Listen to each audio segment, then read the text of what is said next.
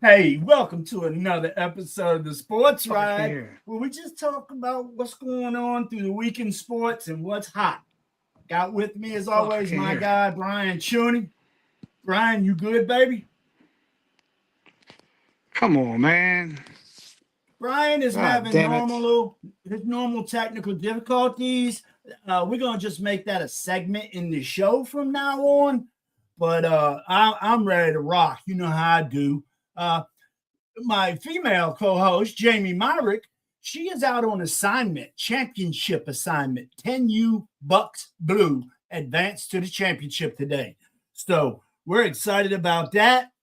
Let me see if I can get Brian back on time. I'm here. All right, baby, I got you. How you doing today, man? How's your weekend? I'm great to be back, man. I'm sorry I missed the last 2 weeks, man. It's been a busy 2 weeks for me, but I'm good to be back. That's awesome. My weekend's good, man. Beautiful weather down the beach. Yep, it was a breezy, nice, everything outside. But Brian, I don't know if you heard, but I mentioned that Jamie is out on assignment. She is on championship game assignment. 10U Bucks Blue advanced to the championship in their tournament today. I heard that. Good luck to her. Yeah, and I'm just so excited for them coaches. One of the coaches, an old school coach like me. His name is Carl Smith. Everybody calls him Smitty. I know Carl. Oh, extra master boy. PG County Police Officer. Exactly. And then he's got a longtime coach for a young guy. Ray Bogardus is helping him coach. And like I say, he's got more years coaching than I do, and the boy's like 40. It's unreal. He's been coaching since he was 17 years old. He loved the game, but he realized he didn't have the tools to be that kind of player, so he applied it to coaching. And that's what I got so much respect for him for realizing that. You know what I mean, Brian? Sometimes the brain is better than athletic ability. You know what I mean? It is what it is. He's done nothing but win. And the third assistant coach on the team, is his little brother, Shane Bogardus, who played showcase ball left and right. Hell of a football player, athlete. They got 3 great coaches on that team. And I tell you, from what I saw in the opening tournament, the icebreaker tournaments in March, they looked like doo-doo. But these last 3 weeks, Brian, 10U Bucks been playing some ball. So we're going to keep up on that, and we'll keep you posted. Seems like for the last 4 weeks we've had a 10U Bucks update, huh, Brian? Yeah. There's another team. What's his name? Brian Saffett. What's his name's wife? He's playing at the beach right now. Nancy. Yep, Nancy Collier. Of course. Yeah. Yep. They're playing in Salisbury this weekend. Yeah, I can't remember the twins' names. They're pretty athletic. They're pretty good. They are. They came up through the Bigby organization in Centerville, and I mean they were side by side, second base, shortstop, pitching. I mean they played. Then, right. First year, freshman year at high school, the one brother goes out for the baseball team, the other one goes out for the golf team. So now they're playing different sports. So I love that about the Safford kids, man. Nancy and forgot her husband's name, but they're doing a great job. His name is Brian. My name is Brian. His name is Brian. That's right. So, yeah. So let's jump off of that. Let's talk about the hottest topic in town.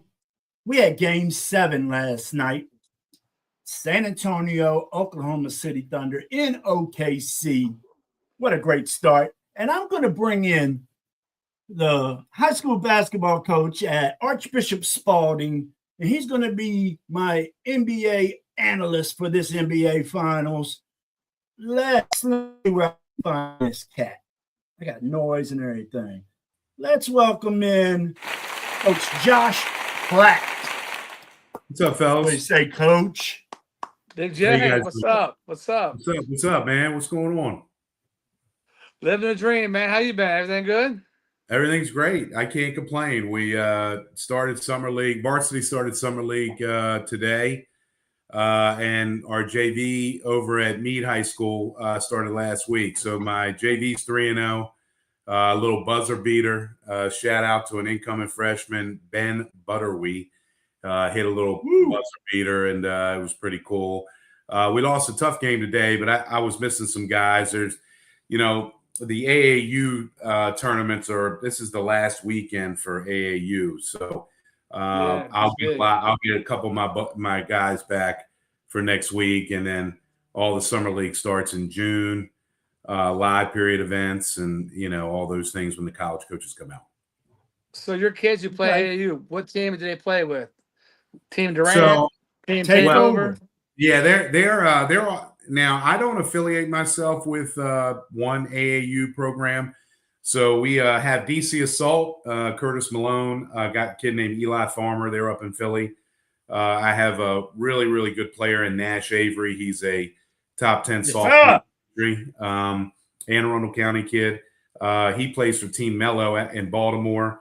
I've got a couple of kids from Mello that are incoming freshmen, and a couple of kids from Team Thrill that are incoming freshmen. Anthony Buckman's a rising junior. He plays for We Are One out in Delaware. I've got Tristan Middleton, who's point guard with the Running Mavericks out of Annapolis. John Downs, who's a good friend of mine, who does a great job. So I got them all over the place. It's really about our program and Spalding type kids, right? Like you got to have, good high academic kids that are willing, that love the school first and are obviously scholars and all those things. And then, basketball take care of itself. I've got a great staff, all those things. So that's awesome. That's awesome. Can't do it. Yeah, can't do it alone. Well, I'll tell you,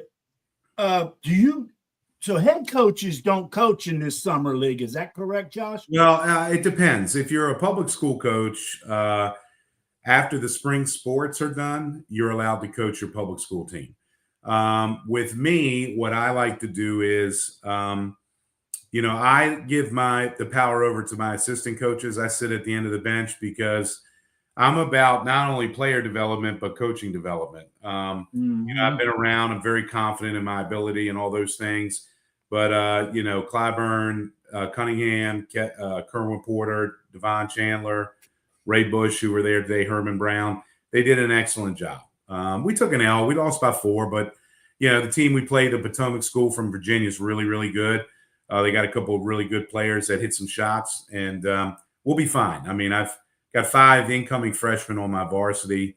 I've got rising. I have 1 senior on my team. So we for us, this summer is really going to be about growth and development and just kind of getting better. You know what I mean? So I lost 7 seniors.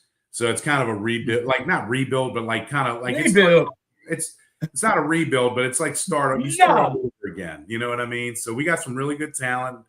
And, I tell you, LB Snowden's another one, just real quick, starting quarterback for Spalding. He wasn't there today.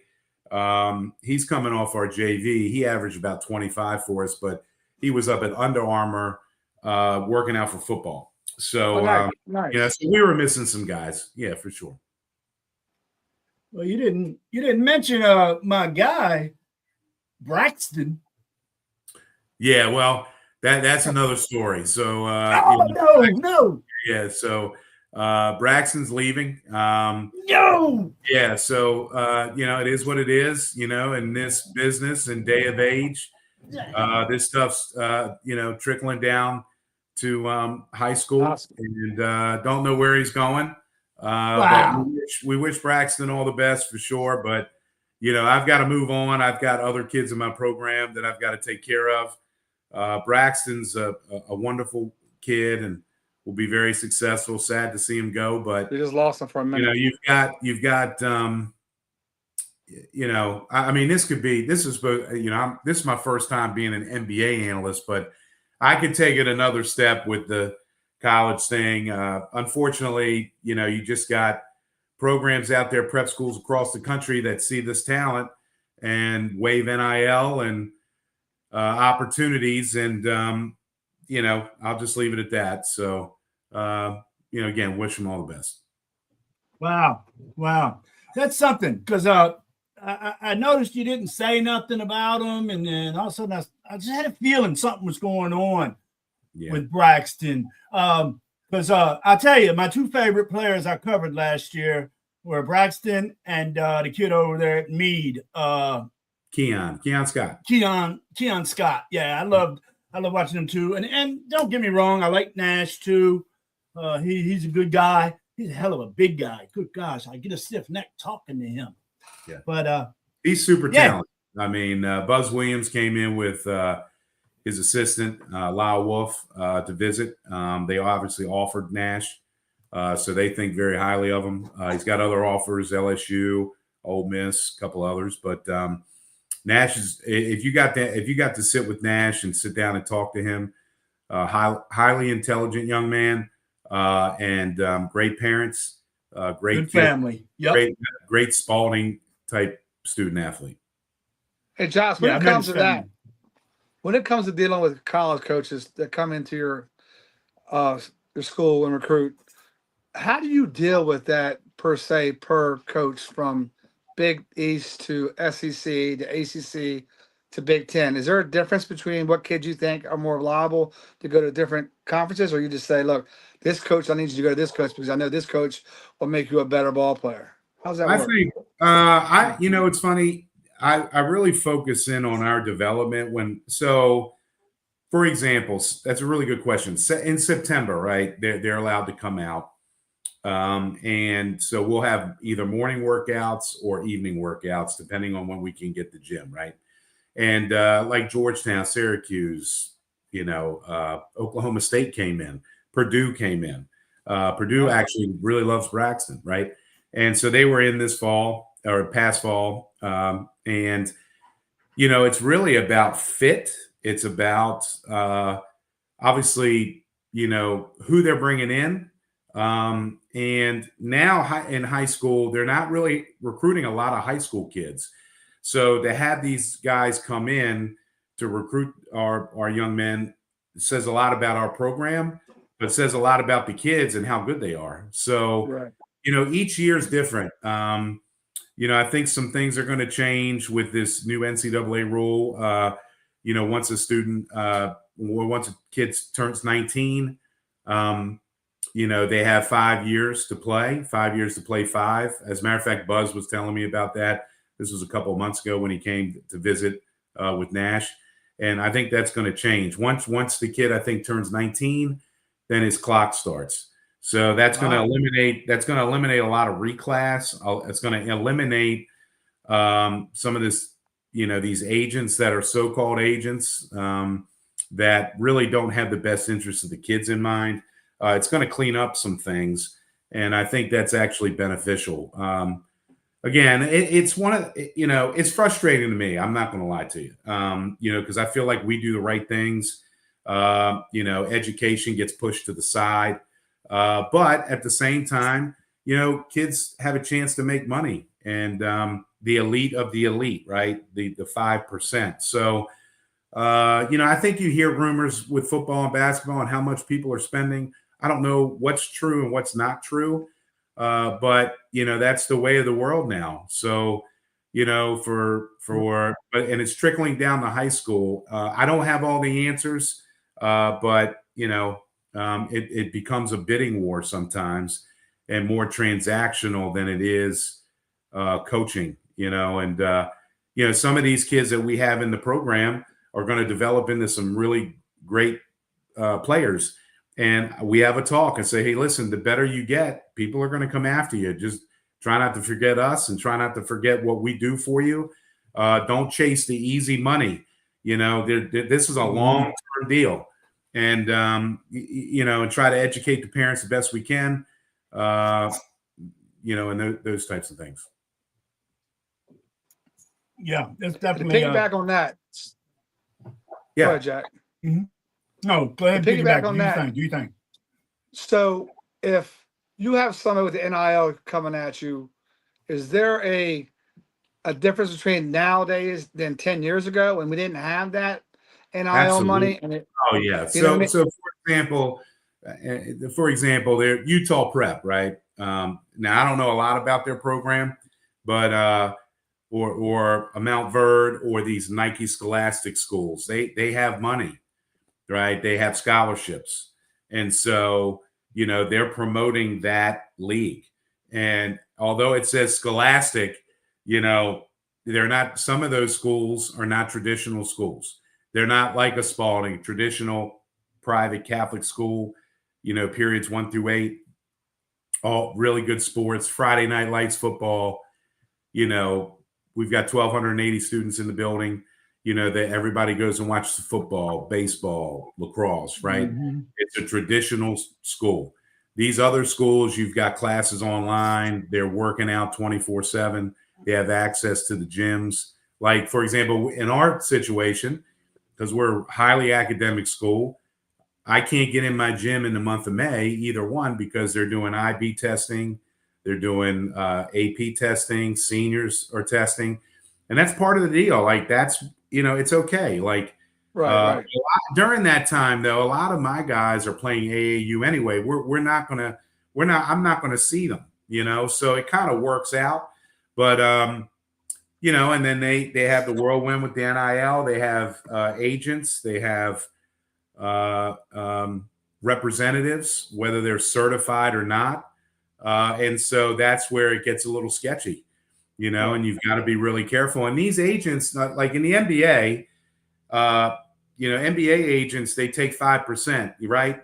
But they're certified. They've got degrees, Morgan Stanley, these guys I've been fortunate. I've coached 5 NBA players, right? A couple as an assistant coach, 3 as a head coach. They have representatives. They keep their circle close. But, those people are certified. They're going to do things the right way. I could be a high school agent right now with no certification. And if people trust me, I could take 10 or 15% off of what a kid's making. And so, that's the bad part. That's the illegal, like not illegal, but like slimy type things that are going on. We call that crooked shit. We call crooked. Shady. Yeah, man. And so, I think these parents buy into those things, and instead of, the long term, right, and really sitting down and figuring it out. Like, that's, shout out to Myron Whitmore when I got the job at Spalding.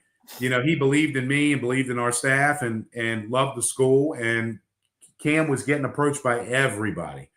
That's when just the NIL started. I mean, and we had a fake. I can't remember his name, but called me out during camp and pretended to be a Sports Illustrated writer and basically asked me for Myron and Beth's number, Cam's parents. So I called them first and I said, hey, this Sports Illustrated. And the only reason why I did that was when I coached Dante Green, who was the 28th pick in the NBA draft.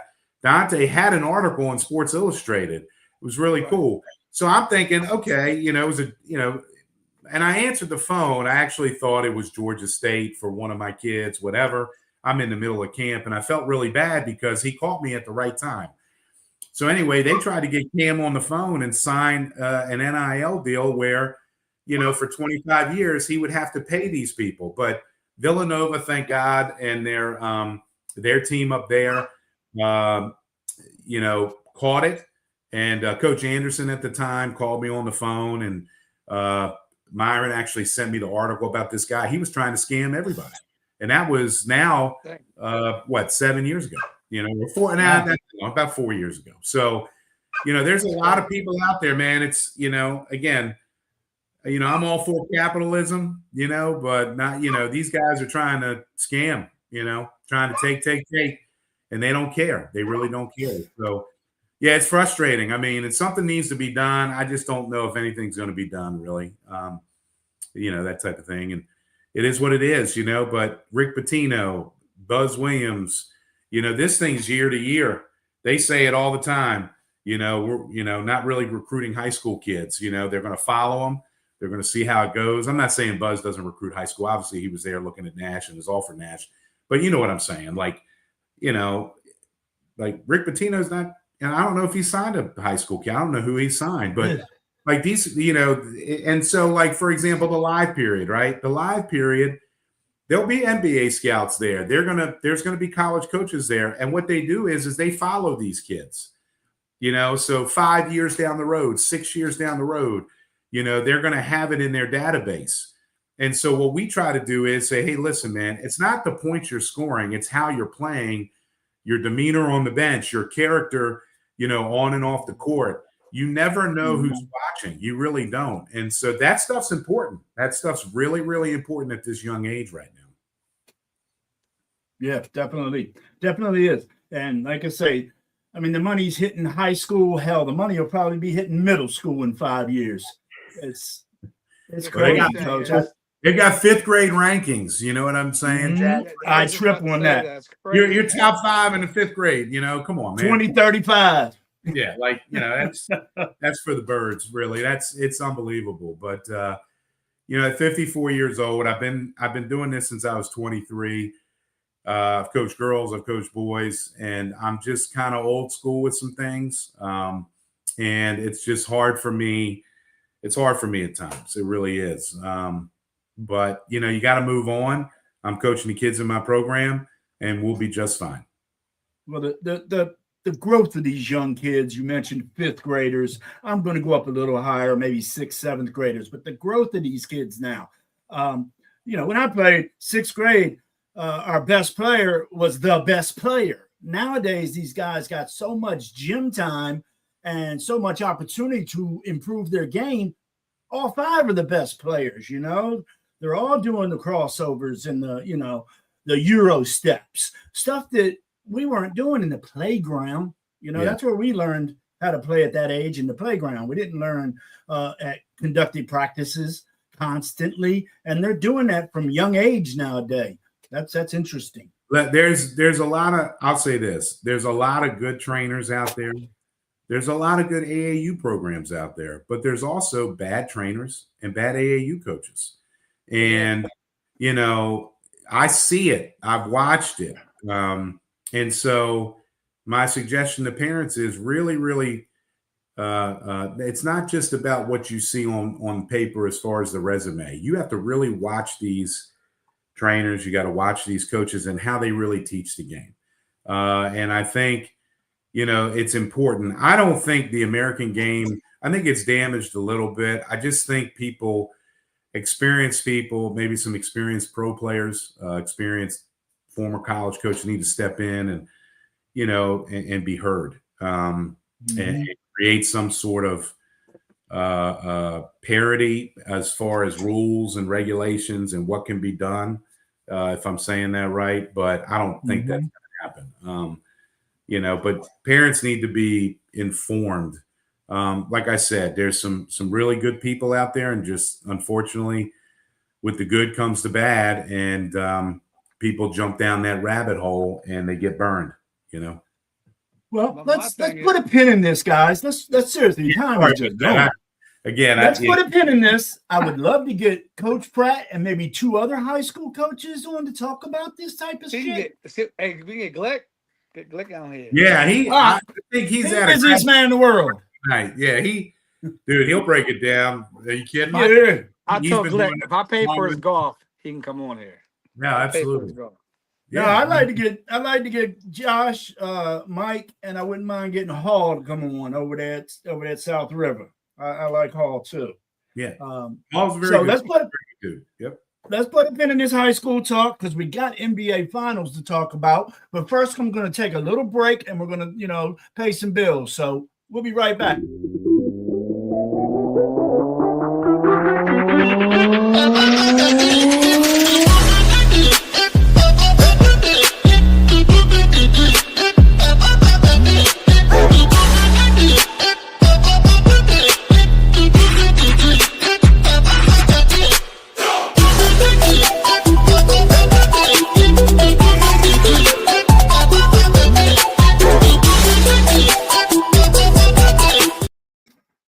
Hey, welcome back. That was Chesapeake Landscape Materials over in Pasadena, Maryland, 8217 Baltimore Annapolis Boulevard. Man, they got everything you need. They got all the colors of mulch. They got the pea gravel. They got the pavers. They got the drainage. Anything for your landscape project, you can 8217 Baltimore Annapolis Boulevard, right there off Ritchie Highway. You can get deliveries. They'll deliver your mulch. They'll deliver your stone. 410-437-7718. And I am going to return with Brian Tuning and special guest, Archbishop Spalding High School basketball coach Josh Pratt. Fellas, y'all ready to get into some NBA chat? Let's do it. Definitely. Damn right. So, Game 7, Saturday night, man. I love Game 7s. The first round of this year's NBA playoffs had 3 Game 7s, and I meant to get a count to how many we had total, but, 3 Game 7s in round 1, and then to get a Western Conference Game 7 between the 2 teams that everybody's excited about, which is the San Antonio Spurs and the young OKC Thunder. Everybody would really have loved to see that being the championship. But you got them New York Knicks sitting back waiting. They've been chilling for about 10 days waiting on this game. So let's get talking about Game 7, Coach. San Antonio came out on fire. They got a big lead early. Tell me how OKC got back in that game early. I think, honestly, first of all, yes, the Spurs came out on fire. It just seemed like Breeze. Oh yeah, what did they hit 15? I think 15 threes or something like that. Probably more than that at the end, but it was 15 at one time. So I think I think the pressure was on OKC. I think Game 7 at their place. I think the coaching staff and the players kind of felt some pressure. They probably won't admit that, but I think SGA was kind of pressing a little bit. And they were injured, right? Williams and his hamstrings. I think that really affected them. That's the next big star. I think Chet just didn't have his A game, right? And everybody he didn't shoot enough. Yeah. Was he 1 for 2? He shot 2 shots or something like that? Yeah, I think you've got to get him more. Game 7, you got to get him more touches. You got to get him in some ball screens, and I think you've got to get Wemby away from the basket. And it's surprising because I think OKC really, plays off each other so well. But, it's also hard to repeat, guys. It's, to get back to the championship, Western Conference Championship, I think is a tribute to them and what they do. Their GM is phenomenal. What he's done there is great. And then, again, it just seemed like OKC would crawl back in and the Spurs had an answer, and they cut it to 3. Maybe OKC was up 1, and then the Spurs went on a 6-7-0 run. That's kind of how I saw it. Yeah, that's what I saw too. Go ahead, B. My coach to you, Josh, is Wiggins. Wiggins didn't play a lot in this series. Is there a reason why he didn't play a lot? Because when they played during the season, he was averaging about 29 to 26 minutes a game. He averaged 5 minutes a game for the conference championship. Was he hurt? Or I don't play Game 7. Yeah, I don't know. That's a good question. I think sometimes when you get into these series, I think it's all about matchups and about execution. And, if he's not shooting the ball well, defensively, he's getting caught in screens, cross screens, high ball screens, and he's not defending well. Maybe it's just matchups and they just went in another direction. That would be my guess. But I really couldn't answer that completely. Sometimes coaches get set in their rotations and, let's go all the way back to the whole series, right? How much Wiggins played, and it got to Game 7, so maybe they felt like they were right where they needed to be at home with their rotations. And then it's hard, right? As a coach, you're down, maybe they're down 15 going into the fourth quarter and they throw Wiggins in there. But, when you're down 11 or 12 and you cut it to 2 and then you're up 1, do you really want to change those things? True. Only the coach knows that. I don't think he was the dog. I just think it was more matchups. I think McCain bumped Wiggins out a little bit because McCain had a really nice finals. That's a great point. He started 2 games, right? And then that team at home, he was, unbelievable. Yeah. And That's Alexander. to get him from the Sixers. That's unbelievable. They got that's crazy. You know? And where else is he from, guys? Where else is McCain from? Go Devils, go Blue Devils. Yeah, that's funny. But Josh, she didn't know you were a bunch of Duke fans, man. Yeah, I'm not a Duke hater. My brother is a huge Duke fan. So am my assistant. Yeah. So on that note, there's a rumbling going on that Jay might be going to the Mavericks to coach the Mavericks. Have you heard about that? I've heard about that. I mean, I don't know a lot about it, but it's hard to turn. Why would you go to the pros? He's right where he needs to be. He's making a ton of money. And how about their 3 games on Amazon? That you found a loophole, and so that's going to help their NIL, and that just takes them another step. Above everybody else. It's amazing. Now, I would never do it. St. John's, watch. There's other people that Amazon is going to end up cornering the market. Then, that again, they're just going to find other teams and NIL, and it's going to create a big separation amongst teams, right? Or programs, right? So, and you were talking about SGA. He was tired. SGA was tired in the 4th. I want to say he came out with about 8 minutes left, and they put him back in with about 6 minutes left. He was drained, and to play 43 minutes, any guy, especially being double teamed the way he was, they just.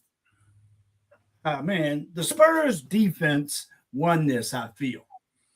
Oh, Castle and is it how do you say Vassell? Is that what it is? Vessel? Castle and Vessel. Yeah, man, I tell you what, those guys are unbelievable. Castle is just a beast. I mean, he plays both ends, and I think he's going to cause havoc against Brunson. I mean, Brunson isn't that big. He's, I know Brunson's tough as hell, tough as nails, but I mean, that guard play is going to be that's what to watch for. I mean, I really believe that when you're watching this championship series, I think Fox and Castle versus Brunson is going to be a chess match. I really believe that. Fox is a big help to this young team with his veteran leadership. And he stepped up big in the 4th, I felt, with a couple of big shots. Didn't have a huge game, but he had some big shots when they were needed. And to have a guy like Fox with young guys like Wimbiana, Vessel, Castle, he's a big asset to this team. And I think, I'm pulling for New York in the finals. I like an East team to win. Oh, how? Yeah. You hate I know. You hate New York. I hate. I do. That's like time out, Josh. That's like somebody like in the Redskins and the Cowboys, and the Cowboys go to championship, and they're going to cheer for the Cowboys. You need to shut the fuck up because you're lying. Because you're lying. I don't want. You're a Boston fan. A Boston fan. Jack, we can go back to our other podcast. Keep it in the East. Jeez, here we go. I'm cheering for the East. No, shut up. Shut up. Shut up. I don't want Wemby to get one yet. I mean, why? He's gonna get more than one. They're the youngest team in the NFL and NBA. They're averaging 25 years on the team. Yeah, they're young. They're young. You got to keep that together. Since 1957. You can't argue with. I think both teams are just. Let's go back to OKC, right? OKC and the Spurs or San Antonio. They're both well-run organizations from the GM all the way down. They do it the right way. And then you look at the Knicks. They did it through free agency. They didn't really draft anybody. So, they hit on Brunson. I don't think anybody thought Brunson was going to be this good signing that $100 million deal coming out of Dallas, And then look at the Mavericks. You get rid of Luka and you get rid of Brunson. Or not get rid of them, but they left, right? Well, you traded Luka, but you don't think the NBA's fixed with my man Cooper Flag there and getting the lottery? Come on, man. But I think Wemby. I think Silver was pretty happy. He'd be pretty happy with OKC or San Antonio being there, but having Wemby in Madison Square Garden, you could, if you're the NBA commissioner. in the NBA, you couldn't beat it, right? It's all about the money. Hell yeah, for sure. Definitely all about the money. Lord, I got a couple comments coming in. We got Jamie Myrick. She is out at championship game. Keep us updated, Jamie. Hey, guys. Hi, Coach Pratt. Sorry I couldn't be there today, guys.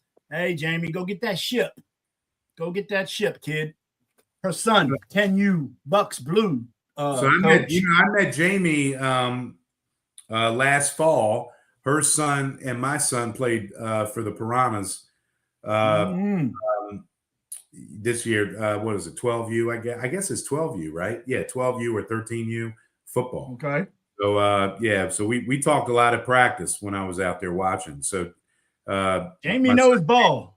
Jamie definitely knows ball. Yeah, her son's a really good athlete, very fast, very skilled. Did a great job. Yeah. I'm gonna come out there and check your boys out this year with Piranhas. Definitely. Yeah.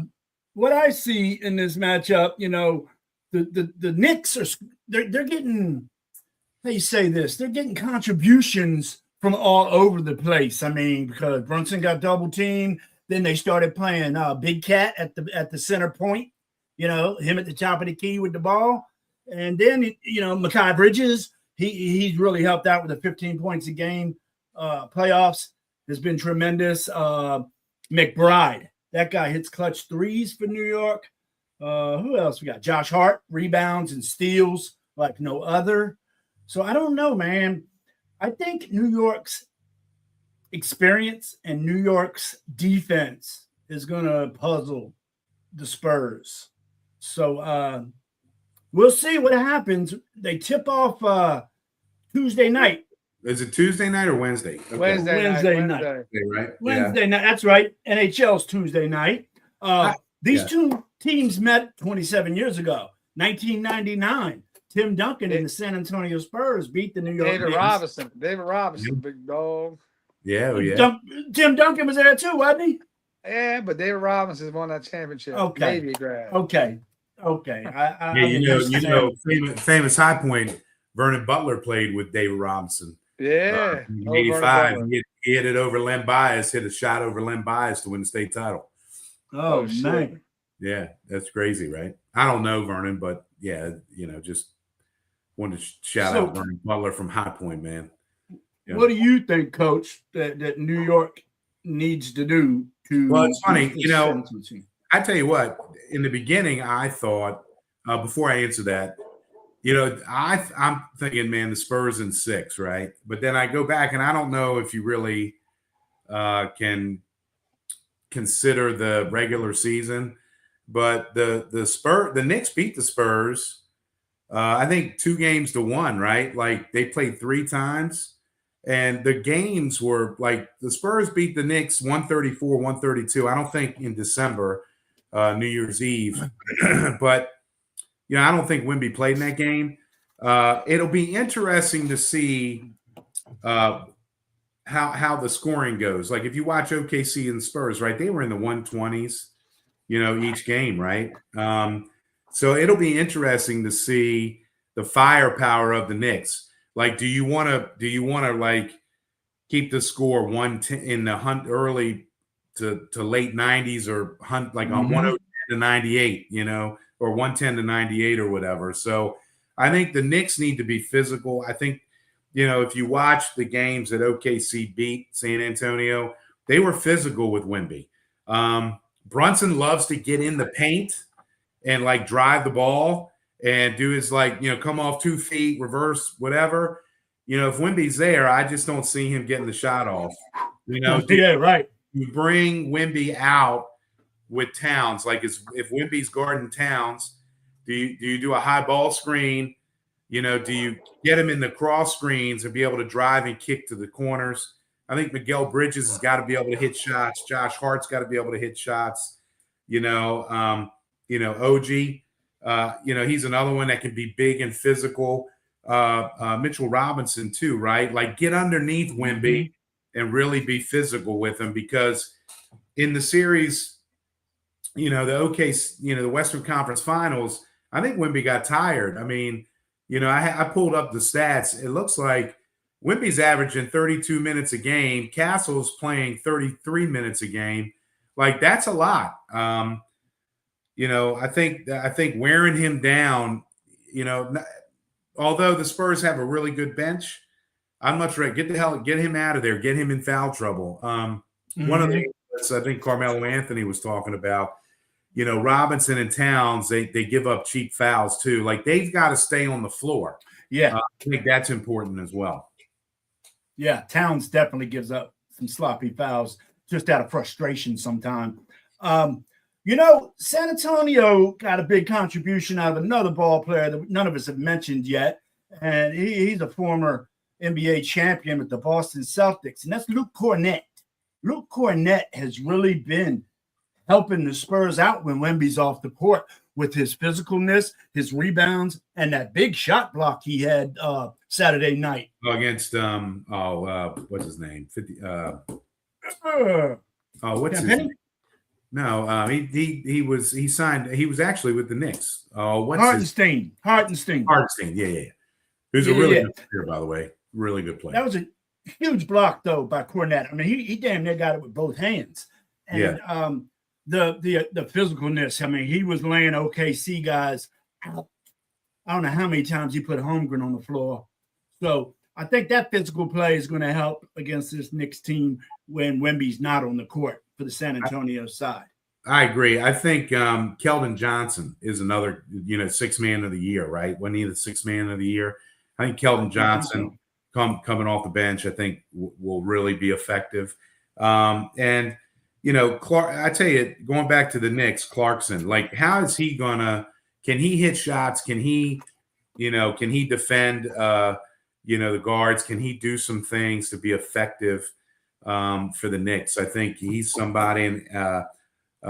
Alvarado is another guard that can get under people's skin, can annoy people for the Spurs. I think the Knicks have a bench, man. Like their bench is better than it was last year. They're a little deeper. Yes.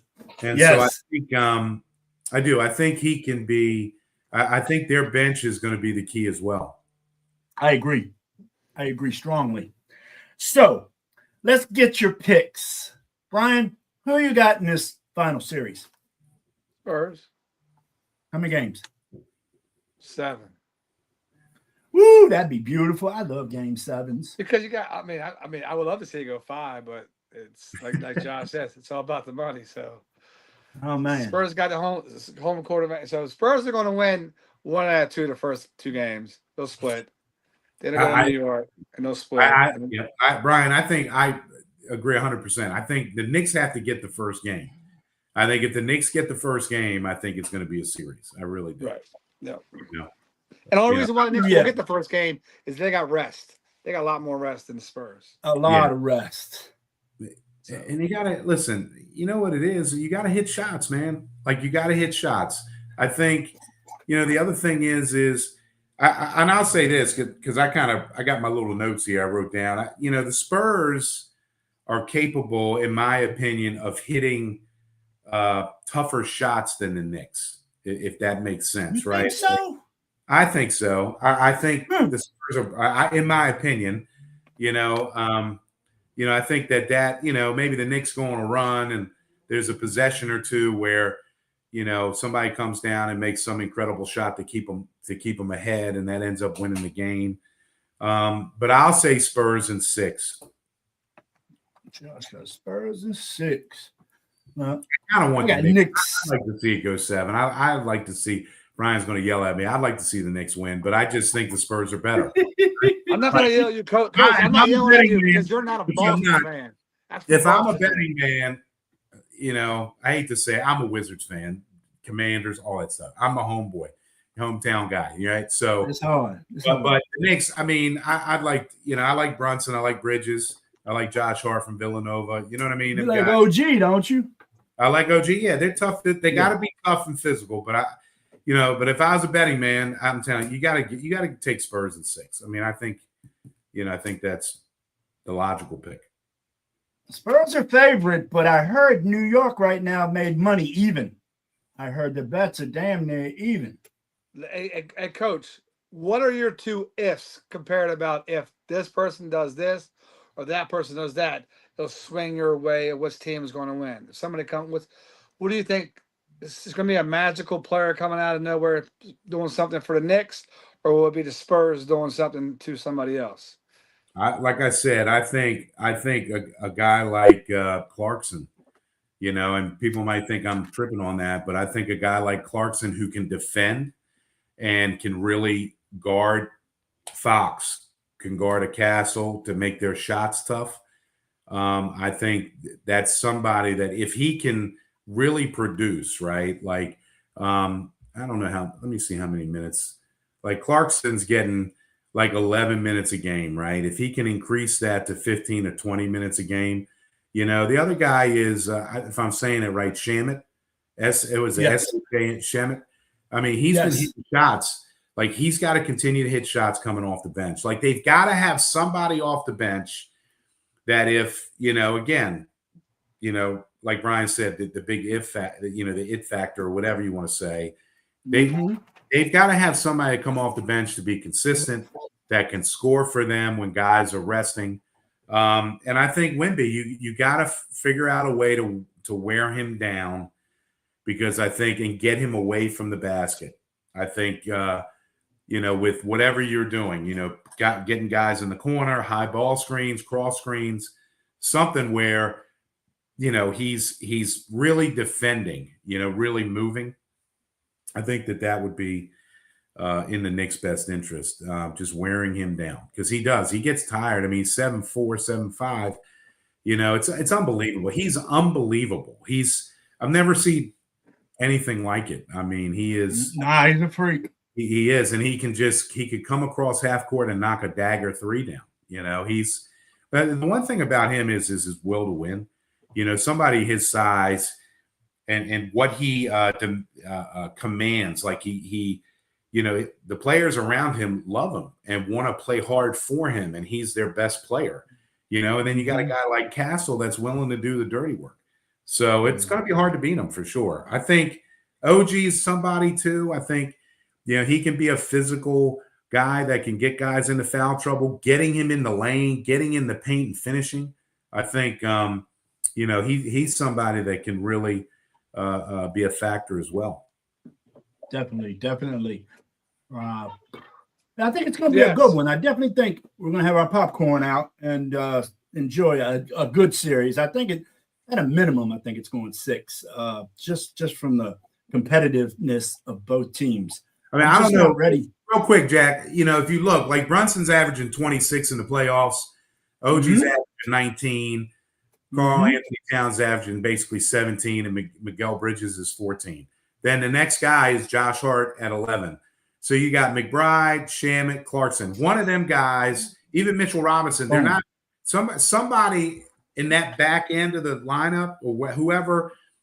Not only they got to be physical, they got to stay in the game, but then they got to up there. Can somebody score 10 to 12 points? Where it helps relieve some of the burden off of Brunson. I think that could help.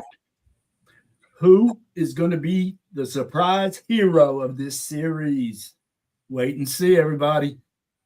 So I like the way we covered that. I think we covered everything. Let's jump. I'm going to jump to some NHL news. I know everybody knows I know nothing about the NHL, but they have their finals set for Tuesday night, 8 p.m. on ABC. The Las Vegas Knights and the Carolina Hurricanes, 2 powerhouses. They got big players on both teams. Las Vegas has Mitch Marner, 21 points already in these playoffs, and Carolina has Taylor Hall, 16 points already in these playoffs. But you got to look at these goal scorers that we're going to be having. Vegas fires pucks at the net. They fire pucks at the net. Pavel Dorofeyev, that's a Russian name. I'm not no good with those. But he's got 10 goals in these playoffs. And Las Vegas, Brett Howden, he's also got 10 goals in these playoffs. And Logan Stankoven, that's a crazy-ass name, is what it looks like to me. 9 goals for him. But you got to worry about the goalie from the Carolina Panthers, Frederico. His name Frederick Anderson. He's only given up 1.4 goals a game. That's tremendous. Nobody on the Vegas Knights has a goal per game number under 2.25. So he's almost a goal difference in what other goalies give up. So for Vegas, it's Carter Hart in goal. He's got 12 wins, the same amount of wins that Anderson has. But I think the Canes are rested and ready, and I got the Canes in 6.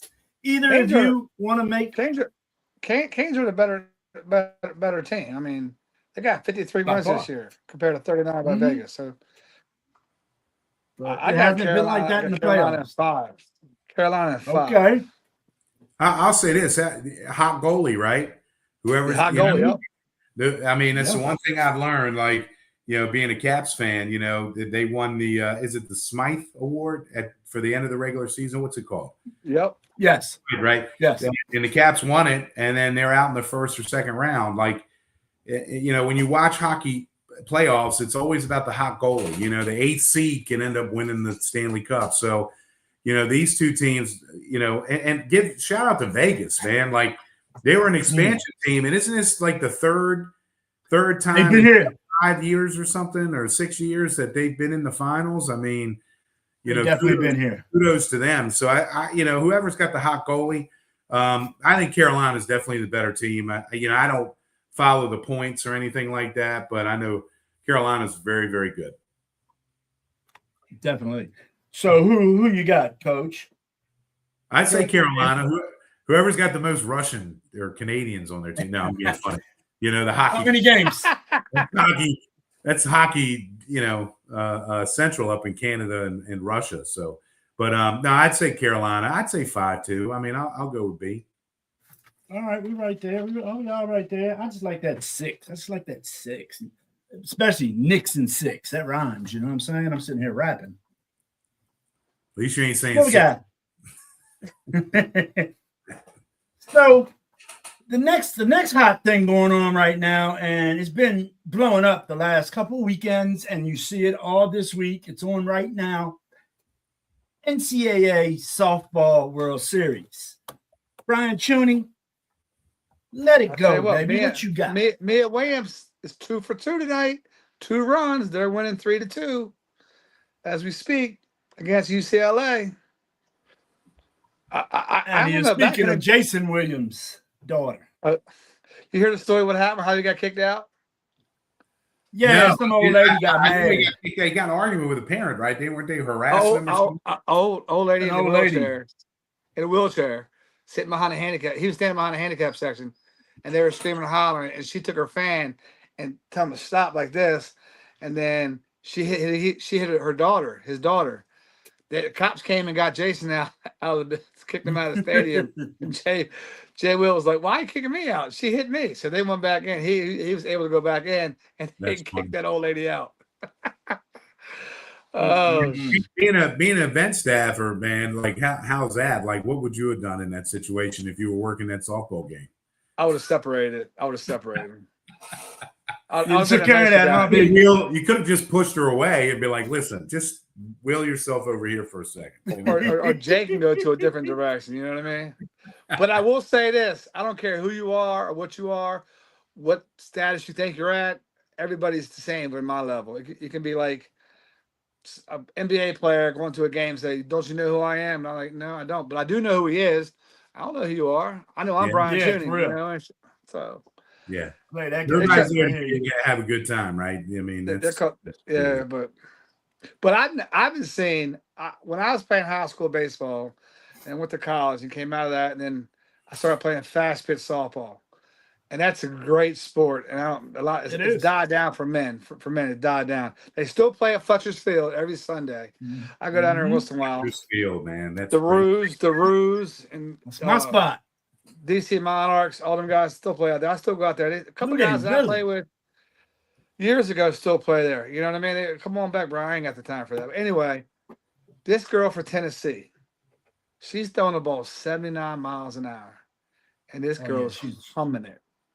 That's an average of 108 from a pitcher from their mound. Can you imagine? Yeah.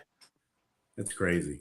Well, and then going back to Williams' daughter, she was hit 5 times in the series, right? I mean, and give her credit. She hit 2 bombs.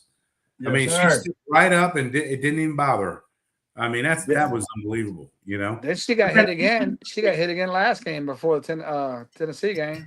I didn't realize that the Florida manager was kicked out of the game, because I was like, you know, it's probably better for them not to shake hands, because maybe something would have popped off, you know. And I know I think he was, I guess they were critical of not shaking hands after the game, right? Because Texas Tech, you know, was advancing. But with all that drama, I don't know if that would have been the right thing. What about if some girl pushed another girl or something? Now you got a brawl, like, you know, that type of thing. I think they might have done the right thing not shaking hands. I don't know. What do you guys think about that? I told my brother that's bad sportsmanship. But I don't know. I wasn't there, Josh. I wouldn't hear what was between the two dugouts, because, you know, like you said, it could have escalated further than what we thought it was. So I agree with you. My initial reaction is they should have shook hands. That's messed up. Right. But then, like, you know, if there was tension, like, I don't know. I mean, you know, or maybe there's not enough security there. Like, you know, you have security. I'm a believer in shaking hands. Don't get me wrong, but I think you should do that no matter what, man. Like, you know, there's plenty of games I've lost at the buzzer, and that you don't want to. The last thing I want to do is go shake somebody's hand, and they're out there. Yeah. You know, we lost celebrating. We lost to Mount St. Joe's at UMBC by 4. It was a really, really tough game, and you know, they're out there celebrating. But I shook Pat's hand, and Pat said that's one of the best games, you know, I've ever been a part of. And you don't want to hear it, but you heard it, and it's respectful, right? We came back and beat them in the Baltimore Catholic League in the semifinals. Then we lose a tough game to St. Francis. And I made my team watch St. Francis, you know, receive their awards. I mean, we received awards too, but I was at the St. Francis game. I'm sorry? I believe I was at the St. Francis game. Well, this was a couple years ago when Malik was playing. Oh, okay. This was the championship game. I mean, I think it was more, I'll be honest with you, I think, you know, it was harder to get the back-to-back championships, the MIAA, and then come back and get to the BCL championship at Goucher. It was sold out, great experience. And, you know, it's good to learn those things, you know, the agony of the defeat. It makes you better for the next year, really. It gets you motivated. But, hey, Coach, while we have you on tonight, I got a question. It's a big argument, not an argument, but a conversation that we had a couple of podcasts ago about awards for children. So back when we were playing, the first place team always just gets the award. You're the champion of the league, you win. All this participation awards, I think it's a crock of shit. I think he does. He does. You either win it. We got video. He thinks it's crock of shit. Yeah. I don't believe in that. I don't believe getting ribbons saying thank you for participating. You know what I mean?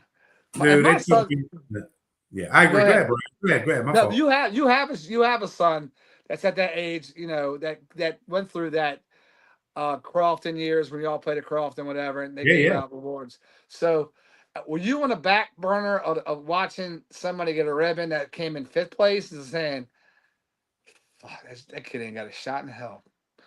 You're like, I mean, hey, listen, we grew up boys club, right, Brian? Like, and Jack, we grew up playing in boys club, right? And the best thing was playing in the Turkey Bowl. Oh yeah. Turkey Bowl. Remember the Turkey Bowl? And so, you know, like I got the little trophy. You know, I was the defensive MVP and you know, in the Turkey Bowl or whatever, or offensive MVP, whatever, right? So right. But like a 5th or 3rd or a 3rd or 4th or 5th place ribbon, no, I don't agree with it. You know, you're playing sports for the competition. You compete and have fun. You're trying to get better. You know, and the camaraderie, right? Like, just go out and have some pizza at the end of the year and celebrate the season, right? Like, the Shakies, baby. Yeah, Shakies, man. Pappies, remember Pappies? Like, hey, so for me, it's this. If I'm playing and Coach Furmas is coaching me, and he goes, if you don't like the way I coach, go play fucking soccer. That was a coach there, man. Big respect from all of us Bladensburg guys. You know what I mean? So you can't do that now, Coach. You can't do that. No.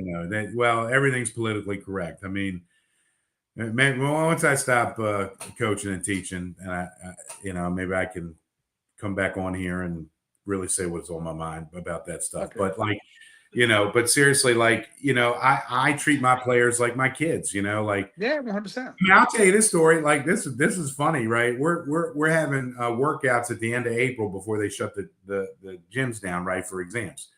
And my kid went down, and he did. He fell and banged his shoulder, and it kind of hit his side of his head, and he laid there for a minute. And all the players, including incoming freshmen, were looking at me like, "Aren't you going to go over there?" And I said, "Hell no, I'm not going over there. He's all right. Shake that shit off. Like, he'll be fine." You're like, "Are you kidding? Like, you're not going over there?" I said, "No, I'm not. Like, he's going to be fine." Now, if it was something serious, you know what I mean? Like, of course I'd go over there. But I knew he'd be fine. Like, sometimes you got to let kids live through the experience. You can tell them till they're blue in the face, and you can still love them, man. Like, you're not coming to me talking about playing time.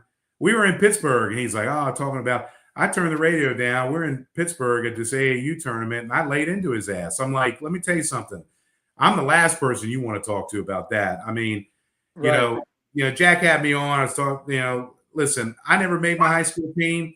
I had to walk on at Montgomery College. I had to try out 3 days at Newberry College Division II. And there was 35 kids from across the country there.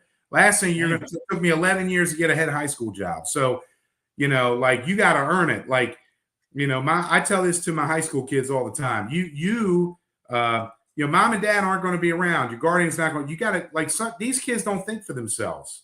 They don't. Mm-hmm. Some of these kids. Mm-hmm. You got to think for yourself. You got to make a decision, and if it's wrong, then correct it. You got to live through some of these experiences in life, and I think you'll be better for it.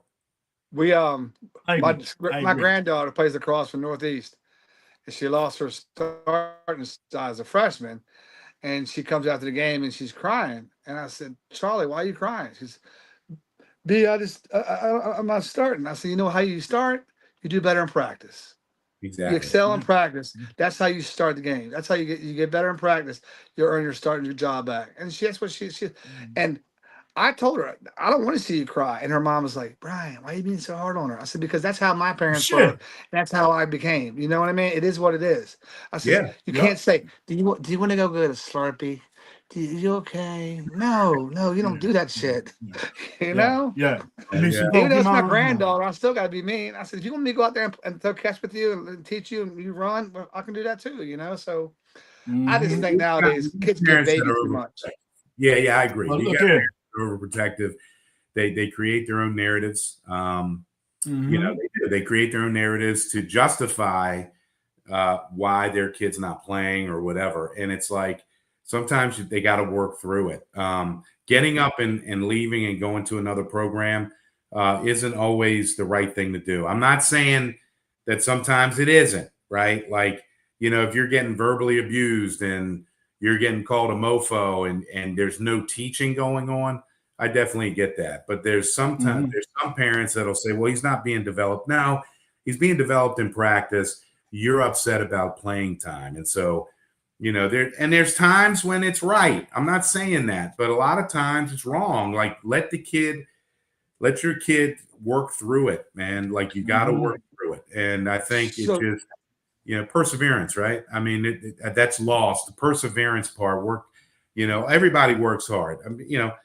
It's just kind of how I feel. I got to give you the most up respect because I don't think I can do what you do. I'm not as talented as you as a coach, but to deal with parents nowadays, like you just said, leave it up to the kid. The kid wants to stay here and learn from me, even though he's not starting, but he's still getting better in practice, and he's excelling there, but he's not getting to that position to start yet. Oh, I'm going to pull my kid away from the school because I think he deserves to start, and I'm going to put him in another program where he's not going to get that same coach and staff, and not same ability to learn the game. You know what I mean? So I agree. That's what my question to you is. Do you see that a lot? Do you see? Well, my kid's not playing. So I'll say this. I'll say this, Brian. Like, there are in the DMV, when it comes to basketball, there are a lot of really, really good basketball programs. A lot of very well coached teams. Okay, I'm not sugarcoating that. Okay, we're in one of the best leagues in the country. The Washington Catholic League is one of the best leagues in the country. The MIAA that we're in 2 leagues, MIAA, BCL. There are really, really good coaches, okay? But there's also coaches that don't do the right things for sure, okay? Same thing with AAU. Really good AAU organizations, some really poor AAU organizations, some really good trainers, some really poor trainers. Parents need to be educated. And I think,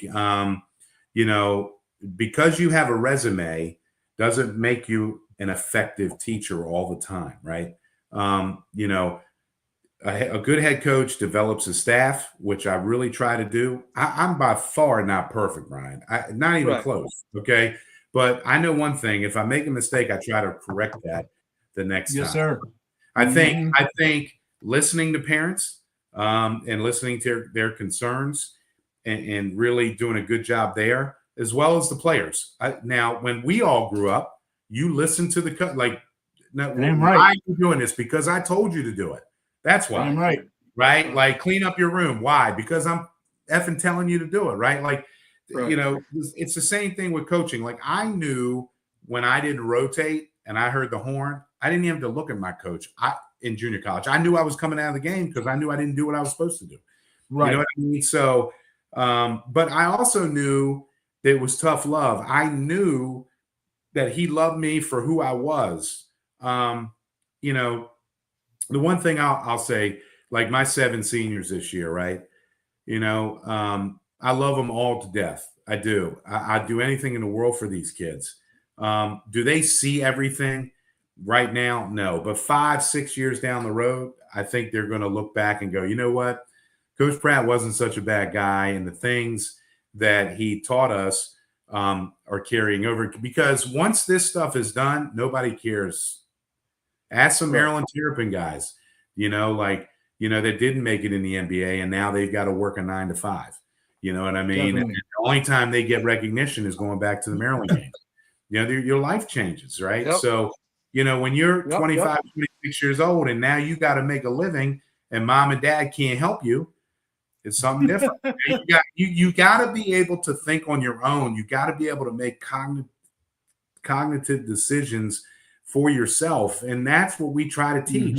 Like, come on, your mom and dad are there, your grandparents are there for support, right? Like that's all fine and well. My mom saved me a bunch of times, but she also had to, I had to sink a couple of times to really learn the value of what was going on in my life. Okay, so all those things, and I think that's missing in certain programs. It's not always. You understand? Like, I think the teaching about life in some high school programs is missing. And now that's my opinion. It's what I think. Yeah. It's what I feel. Right. Okay. Let me get a couple comments in, guys. What we got here? We got DJ Woody. This is my guy with the left hand up, Commander song. He was just on CBS News the other day being interviewed again. DJ Woody, thanks for the check-in, man. Proud of you, bro. Proud of you. DJ Woody also went to Bladensburg High School. Jamie Myrick chimed in when we were talking about the Williams girl. They said they tried to take her knee out, shaking my head. And talking about the shaking hands and not shaking hands, Jamie says she doesn't like it one bit, doesn't look good on Florida's program. I agree. In my playing career, I think twice I didn't shake hands. Once because the police were there and we were fighting and all that kind of stuff at Fletcher's Field against Palmer Park. Palmer Park. You know them Fletcher Field games got, Brian, them night games. Oh, yeah, man. Saturday night at Fletcher Field, man. Oh, yeah. Yes, Fletcher Field and Palmer Park, man. Sugar Ray Leonard. I played against his son in football. Yeah, and Cherry Hill was the same way. Jr.? Yeah. Well, Cherry Hill was Landover Hills. It was just straight Landover Hills. Yes. Cherry Hill, man. They used to get drunk down there in the bottom of the hill, down on that field, and get rowdy. Oh, Jeff Turner days back then. Hyattsville, my claim to fame, I picked off a pass, ran 60 yards for a touchdown at Hyattsville. Versus HMB? Versus Hyattsville, yeah. I played for Beltsville Boys and Girls Club. Y'all suck. I don't know if Kevin, we suck. Beltsville suck. Kevin Jordan and Alfred Jordan played at UCLA. Kelly Woodward played at Colorado. Brian Brown played at Maryland. Don't get it. I'm telling you, we have a good ass football team now. It's twisted. Hey, Josh, you said Beltsville. Beltsville, that's just right there. We never played Beltsville. Sucked. No. Well, y'all were AAA. Y'all were AAA, Brian. Beltsville and Bladensburg, we were AA. So I played Beltsville all the time. We played Bladensburg, Hyattsville. They were all good. They were all right. And Hyattsville was our competition, and then of course New Carrollton. My dad would set up scrimmages with Coach Firmich, so they could drink beer together. Whip that ass. We used to whip that ass. We gave y'all some go, but you were younger than me, punk. I played against Timmy and them. Yeah, but so Jamie chimes in again about the trophies Brian was talking about. Hey, Brian, everybody gets an award. Brian, come on now, chuckle. Oh, Brian, we have a good time on this show. It's the best looking award. That's what it is. Yeah. Man, they give me. You can't turn it on. You can't turn it on and off, man. You can't turn it on and off, man. That's what it is. Giving awards like that, I used to leave them at the field, man. I ain't take no participation. Oh, in the trash can. Yeah. What is it? Sixth place ribbon. Sixth place. Well, hold up. I think go to Shakey's. Go to Shakey's. There you go. There you go, B. There you go. That. But the thing is, this is a championship trophy. That doesn't even have a plate on it. It doesn't have a plate on it. What's it say on there? Yeah, it does. Yeah, it does. It's the wrong side. My fault. There's the plate. Okay. There's the plate. It says, nah, man, don't laugh at my shit, y'all. This is my dad's trophy. That's good. Riverdale Boys Club. I'm going to throw a perk. He got that Lucian's trophy down in Hyattsville, Maryland. Lucian's. Yeah, Lucian's right there. Nah.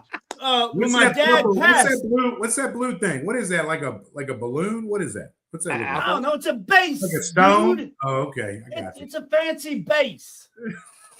But anyway, when my dad passed away, one of the guys from the old neighborhood called me over and he gave me this. And I'm like, what the hell is this, man? I was 1 year old when they got this trophy. He goes, your dad coached me at Riverdale Boys Club, and this is our championship trophy. So they gave it to me, and I keep it next to my dad's flag up there all the time. That's cool, man. That's nice. That's very nice. Sentimental. I'm sorry. I'm sorry for laughing at your sentimental thing, man. My bad. Yeah, it's this big, Brian. Look at my hand. It ain't even big as my hand. It's a championship trophy. Championship trophy, man. Oh man. And that's then awesome. This right here, this my field trip yesterday. I got to go meet Minnesota Vikings long snapper. Dude, that's Andrew DePaula. DePaula's bagels, those are money. They're really good there. Yeah. That's a good spot. I go in there and get the bacon. Get the scrappled egg and cheese. But they just started making some new sandwiches now, Coach. And my favorite bagel sandwich is a bagel with roast beef and cream cheese. Are they paying for this advertisement now? Are they paying for this advertisement? Well, I'm gonna have them in the back. You gotta get them on there. I tell you what, DePaula's the sister is a hygienist over at the dental joint. We should go over there. You should try to go over there and get some sponsorship. Yeah, right? Definitely. Well, no, that's your job. You're my new sponsorship chairman. Me? Yeah. Yeah. Okay. Yeah. Well, maybe. Hey, if I get some sponsorship, I need to get paid too. Then. Right. Well, check this out. Check this. Peep this. If you give me some sponsorship, you can go to Cancun. How that sound? You can go to Cancun. Look at all the gear. Look at all the free gear he got out in the back there too. Yeah, man. I see all that. Yeah, it must be nice, man. Oh man. I got gentleman gets mail, man. When you're popular like me, man, the sun shines on you 24 hours a day. Yeah. But look, fellas, the time we could talk for 2 more hours. I know we could. And Josh, you're going to be on the show more than you think. We're going to be inviting you back here shortly. But we got to wrap this up. Brian, you got anything in closing? Just Coach, I hope you have a great season this year. Hopefully I can get out there a few times to see y'all play.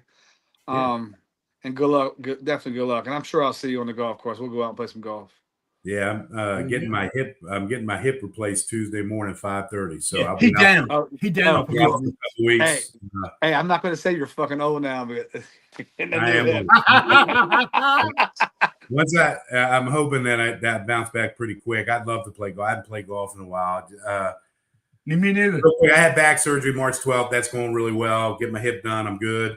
Got great staff that's going to take over. I'm very confident in them. We're going to. Was that from all sports, Josh? Is that from playing sports? All that. It's being old. I'll be honest with you. I've lost a lot of weight. It's probably weight related, sports, all that stuff, just the wear and tear. But I'm really trying to take care of my health and all those things. I haven't talked to you in a long time, man. It's great to see you, man. I was fired up when you just popped on. I was like, my dog, man. Like, it's awesome. I didn't want to tell you. Yeah, it's always a pleasure, man. It's always a pleasure seeing you. It's great talking to you guys. Always, man. It's a lot of fun. I appreciate you coming out, man. Yeah, man. So, what we got coming up? I got coming up Patrick Cole on the 8th will be in the passenger seat. This story with Patrick Cole is something, man. The guy had a 22-year football career and didn't really latch on with any NFL teams. He played overseas in Europe and in Russia. I can't wait to hear his story of playing the American game of football in Europe for all those years. So we got Patrick Cole coming on. He'll be the 8th at 8 p.m. Don't forget to go check my guys over at Chesapeake Landscape Materials, 8217 Baltimore Annapolis Boulevard, Pasadena, Maryland. Just Google them, man. You can get shit delivered to you, whatever you need. All the colors of mulch. I recommend colored mulch because fresh mulch got critters and stuff in it, messes your house up. So get that dyed shit because that dyed stuff kills all the critters in the mulch. Termites too, man. That's termites, you don't that's need truth. That. Yep, that's truth. That natural wood stuff is nasty. It's got all kind of critters in it. So get the dyed mulch. Rocks. The best shit. Get white rocks. Pea gravel. Well, Mulch Man's got that up at Chesapeake Landscape Materials. So definitely check him out. He's the guy that's helping me pay the bills, and I appreciate him for it. For my guy, Brian Chuney, for Coach Pratt, I'm JC. It's about time for me to turn you loose.